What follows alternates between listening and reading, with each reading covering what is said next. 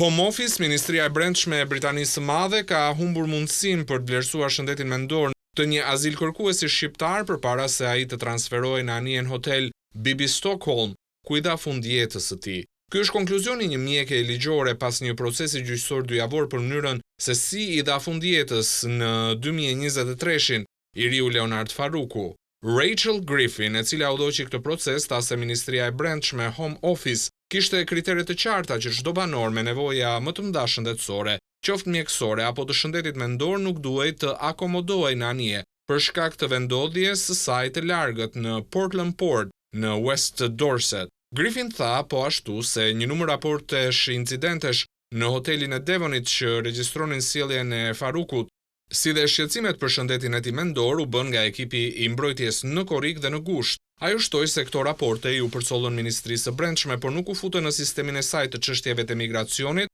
dhe shtoi se është shqetësuese që dhe sot dëshmitari i Ministrisë së Brendshme nuk e pranoi këtë si informacion të rëndësishëm që duhej regjistruar. Nëse nuk regjistroi atje, nuk do të ishte i disponueshëm për stafin që kryente vlerësimet e mëvonshme, të cilët të paktën do të alarmoheshin për të shqyrtuar më tej çështjet e shëndetit mendor të ngritura. Ishte një mundësi e humbur nga Ministria e Brendshme që të mos ndërmerrte asnjë veprim. Griffin tha se nuk ishte bërë asnjë vlerësim i shëndetit mendor për Leonard Farukun para transferimit në anije dhe shtoi se dihet shumë pak mbi atë që Faruku mendonte për situatën ku gjendej si azilkërkues.